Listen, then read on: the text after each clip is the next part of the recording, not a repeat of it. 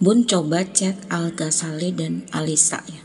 Ini bagian Al-Ghazali dan Alisa ya. Kalau dilihat dari pertemuan Al-Ghazali dan Alisa, di sini Al-Ghazali aku mendapatkan tanggal lahirnya di 1 September ya, 1997 ya. Kalau Alisa ada di 25 Maret 1998. Koreksi ya kalau salah ya. Di sini Al-Ghazali elemennya kayu kuat ya. Kalau Alisa ini logam lemah ya, atau logam yin ya. Secara posisi tepat ya. Yang laki di maskulin, yang wanita di feminim ya. Tapi pertemuannya kurang tepat ya.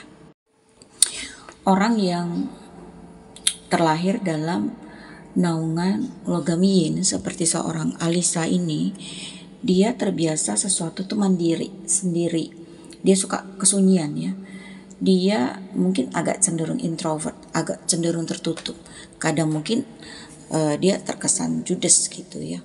Dia ini maunya apa-apa tuh tak gitu, straight to the point, gak mau bertele-tele, langsung on point, langsung di tujuannya.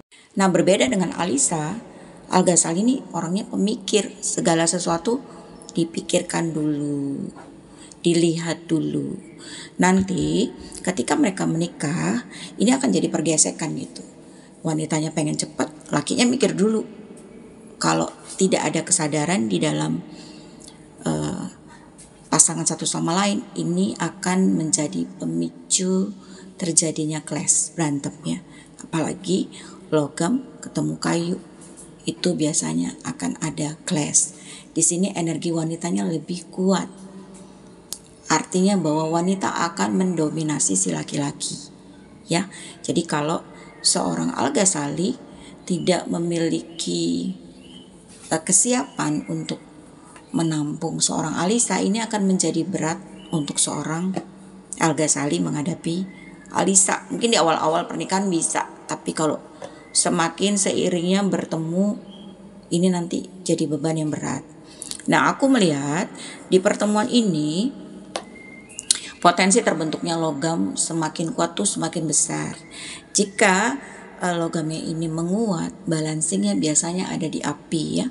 Api itu bisa masalah, api itu bisa konflik, api itu bisa orang ketiga. Jadi hati-hati, rentan dengan itu semua ya. Kalian juga harus Aku melihat di sini pasangan ini nanti akan sangat banyak masalah yang mungkin akan membuat mereka tuh capek gitu. Artinya benar habis-habisan gitu ya. Masalah yang tidak ringan. Rentan diharmonisasi. Artinya antara Alisa dan Al-Ghazali ini nanti akan kesulitan untuk memahami satu sama lain. Harmonisnya kurang gitu ya. Jadi harus mulai dibina. Kalau memang sudah tahu, kita harmonisnya kurang, jadi dari awal itu menjadi fokus utama kalian. Aku juga melihat ada rintangan yang sangat besar sekali akan mereka hadapi. Sepertinya akan sulit untuk mereka keluar gitu ya. Entah ini masalah uang atau entah ini masalah hukum ya. Jadi warning untuk kedua pasangan ini, aku melihat sinyal ini bekerja setelah pernikahan mereka di atas 8-10 tahun gitu. Ada rintangan yang sangat besar gitu ya, yang akan dihadapi kedua pasangan ini. Kalau mereka tidak berusaha untuk menyatukan diri, menghadapi ini akan menjadi sangat berat gitu. Aku tidak tahu ini dalam hal apa ya, tapi yang aku lihat sepertinya ini bisa berhubungan dengan hukum atau dengan money ya.